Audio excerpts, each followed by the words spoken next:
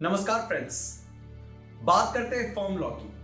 Recently अभी जो प्रधानमंत्री नरेंद्र मोदी जी ने एक ऐतिहासिक फैसला सुनाया कि फर्म लॉ को वो विथड्रॉ करने वाले हैं। जो 3 फर्म लॉ बने थे, देशवासियों से क्षमा मांगते हुए सच्चे मन से और पवित्र हृदय से कहना चाहता हूं कि शायद हमारी तपस्या में ही कोई कमी रही होगी, जिसके कारण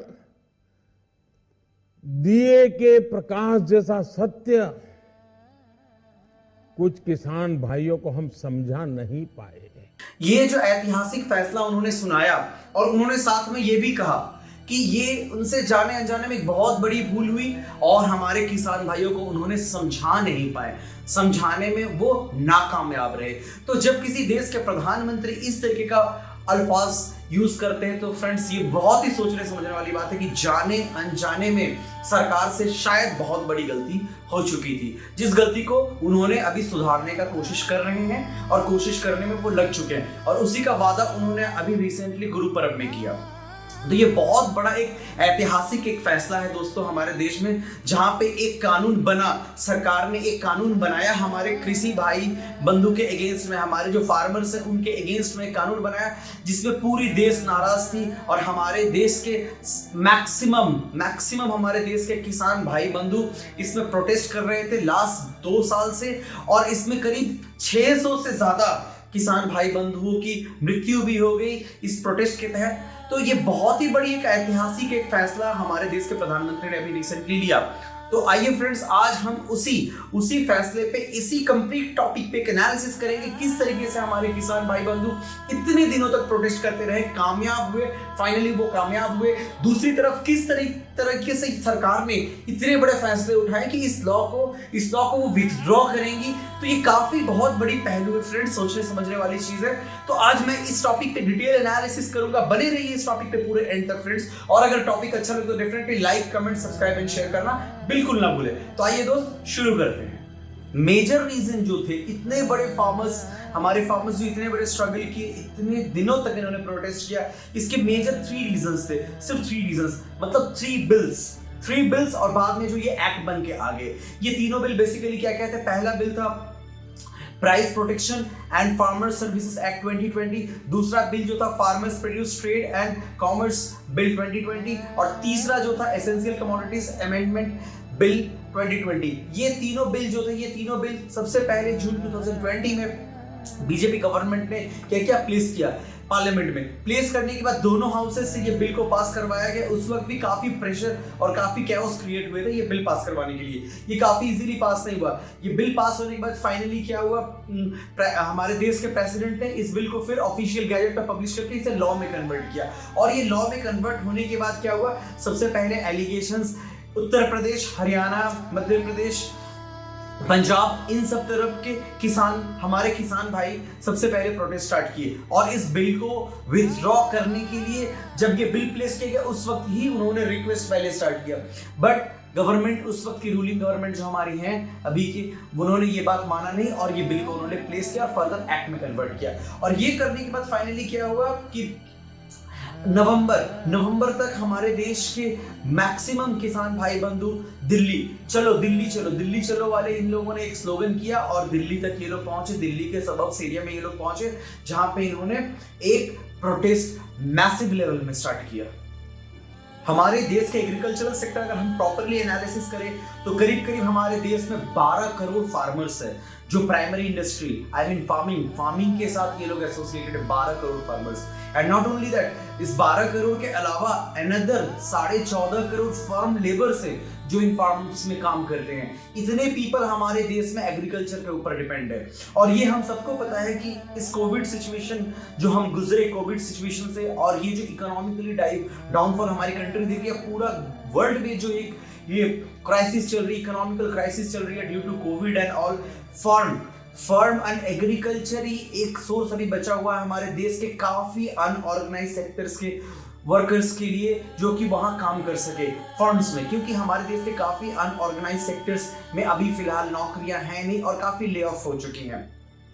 वर्ल्ड बैंक और इंटरनेशनल मॉनेटरी फंड के एक डेटा अगर 2019 का देखें तो करीब करीब इंडिया में 90% पीपल अनऑर्गेनाइज्ड फॉर्म्स में काम करते हैं। 90% पीपल, जो कि अभी due to COVID and economically downfall की वजह से करीब करीब इंडिया में एक एनालिसिस ये भी देखा गया और रिपोर्ट ये भी देखा गया कि 25 करोड़ पीपल अभी अनऑर्गेनाइज्ड सेक्टर्स के बेरोजगार है। 25 करोड़, और इस 25 करोड़ में हम करीब करीब 5 to 10% ऐसे हम कंसीडर कर सकते हैं जो लोग करीब इस एग्रीकल्चर पे अभी डिपेंड होकर अपना रोजमर्रा की जिंदगी चलाने के लिए सोच रहे होंगे या इंक्लूड हो गए होंगे।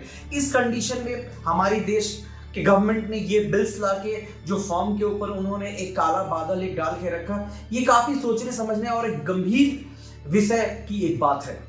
दूसरी तरफ कुछ विषय और भी है जिस पे काफी ध्यान फरमाने की जरूरत है। कुछ विषय और भी हैं। सबसे पहली बात कि इस प्रोटेस्ट के बीच अदानी के काफी वेयर हाउसेस 2 साल के अंदर कंट्री में अलग अलग जगहों पे बने। अदानी के काफी warehouses, not only that, देश में हमारे जो FCI के फूड वेयर हाउसेस है, फूड गोडाउन्स है, वो भी काफी अस्त व्यस्त हो गए, उनकी भी सर्विसेज प्रॉपरली नहीं है। ये भी सोचने वाली बात है। तीसरी बहुत इंपॉर्टेंट बात है, ये भी सोचने वाली कि कंट्री में एक बहुत बड़ा कॉर्पोरेट वॉर चल रहा है between Amazon and Reliance group. बहुत बड़ा कॉर्पोरेट वॉर, और ये एक फिगर, एक एनालिटिकल फिगर है। देश में जो एवरी ईयर ग्रोसरी FMCG के जो रिटेल मार्केट है उसकी बिजनेस बहुत बड़ी है। That is composed of 45 lakh crore, 45 lakh crore का ये एक मार्केट है। FMCG और ग्रोसरी रिटेल सेक्टर्स का ये एक मार्केट, और ये मार्केट को कैप्चर करने के लिए दोनों कॉर्पोरेट जायंट्स, एक तरफ रिलायंस अंबानी का, दूसरी तरफ जेफ बेजोस का Amazon, इन दोनों में एक बहुत बड़ा कॉर्पोरेट वॉर चल रहा है। क्योंकि ये बहुत सोचने और समझने वाली ये भी बात है फ्रेंड्स कि क्यों ये वॉर काफी दिन से दोनों इस बड़े बिग कॉर्पोरेट जायंट्स में चल रहा है। क्योंकि ये बहुत बड़ा मार्केट है। हमारी कंट्री में 130 करोड़ की पॉपुलेशन की इस कंट्री में FMCG का जो मार्केट है बहुत ही बड़ा है, और 45 लाख करोड़ का मार्केट पर ईयर ये छोटा मोटा मार्केट नहीं होता, ये एक मेगा जायंट मार्केट होता है। कई कंट्रीज के GDP से भी बड़ा ये मार्केट होता है। तो ये सोचने वाली बात है फ्रेंड्स कि जहां पे इन कॉर्पोरेट्स में वॉर हो रहे हैं, कुछ कॉर्पोरेट्स इनिशियल सेटअप कर रहे हैं, इस कंडीशंस में हमारे गवर्नमेंट्स कुछ बिल्स लेके आए थे। जैसे भी हो, तो ये भी एक सोचने और विचारने वाली बात है। जो गवर्नमेंट ने शायद देर आए दुरुस्त आए, उन्होंने इस पर विचार किया और कुछ हद तक अपनी डिसीजन लेके आए। हंगर इंडेक्स पे इंडिया का जो रिसेंट अभी रैंकिंग आया हुआ दैट वाज 92 रैंकिंग, और काफी बुद्धिजीवी, हमारे देश के काफी बुद्धिजीवी लोग ये भी कमेंट करने में पीछे ना आए कि हमारे देश की रैंक 92 है, मतलब हमारे से पीछे और बाकी बहुत सारा रैंक है। तो ये उनका जो एनालिसिस है, ये जो कमेंट है, ये काफी अनजस्टिफाइड कमेंट है, क्योंकि वो हमारी कंट्री का कंपेयर ऐसे कुछ कंट्रीज के साथ कर रहे थे जिस कंट्री के पास ना प्रॉपर एग्रीकल्चर है, ना प्रॉपर कॉन्स्टिट्यूशन, ना प्रॉपर रेगुलेटरी लॉज है, ना प्रॉपर स्ट्रक्चर है, ना प्रॉपर पॉलिसीज है, कुछ भी नहीं हमारी कंट्री की तरह। बट वो कंपेयर हमारी कंट्री के साथ कर रहे हैं। हमारी कंट्री एक बहुत ही अच्छी कंट्री, एक प्रॉपर ऑर्गेनाइज्ड कंट्री है, एक डेवलपिंग कंट्री है, और हमारी तरह country, developing and organised country के लिए 92 रैंक हंगर इंडेक्स पे, ये काफी एक सोचने समझने वाली और काफी क्रिटिकल क्राइसिस की एक सिचुएशन है कि हमारी कंट्री का ग्लोबल हंगर इंडेक्स में 92 रैंक है। एंड नॉट ओनली दैट, ये मैटर हमारी कंट्री का, ये जो बिल्स गवर्नमेंट ने लेके आए, ये जो एक्ट बना के लेके आए, ये इंटरनेशनल लेवल पे भी अगर देखा जाए तो 12 कंट्रीज के डिफरेंट पार्लियामेंट्स में ये मैटर ऑफ कंसर्न था और ये मैटर डिस्कस किया गया था, क्योंकि ये बेसिकली हमारे फार्मर्स भाइयों के अगेंस्ट में था, हमारे फार्मर्स भाइयों के इंटरेस्ट पे बिल्कुल ही नहीं था। तो ये काफी एक इंटरनेशनल एजेंडा भी था जो कि काफी वर्ल्ड वाइड डिफरेंट पार्लियामेंट्स में ये मैटर ऑफ कंसर्न रहा। पॉलिटिकल सर्कमस्टेंसेस भी हमारे देश के इस बीच काफी अस्त व्यस्त हो गए, काफी इधर से उधर हो गए। शिवसेना ने बीजेपी लेड गवर्नमेंट का सपोर्ट करना छोड़ दिया, शिवसेना ने। Not only that, Akali Dal ने भी अपना हाथ निकाल के वो अलग हो गए। तो काफी पॉलिटिकल टर्ब्यूलेंसेस भी काफी हमारे देश में देखा गया इस बीच।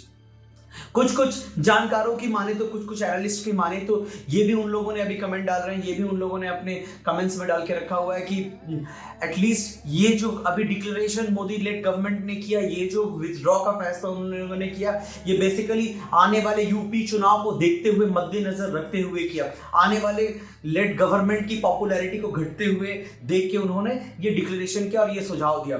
मगर सोचने वाली बात है फ्रेंड्स, सबसे बड़ी सोचने वाली बात है कि इतने दिन के जो प्रोटेस्ट हुए, इतने बड़े जो प्रोटेस्ट हुए, और इसमें हमारे देश में जो 750 फार्मर्स की जो जान गई, उनका क्या, उनकी जान की कीमत किस तरीके से हम देशवासी चुका पाएंगे, ये बहुत ही बड़ी सोचने वाली बात है। शायद कहीं गवर्नमेंट अगर इस डिसीजन को पहले लेता, या गवर्नमेंट अगर इनिशियली एक डिस्कशन में बैठता उनके साथ, या गवर्नमेंट अगर इनिशियली कुछ समझ के कुछ और डिक्लेरेशन करते, तो शायद आज ये नौबत नहीं आती और शायद हमारे इतने फार्मर्स आज बचे रहते और शायद ये दिन आज नहीं देखना पड़ता।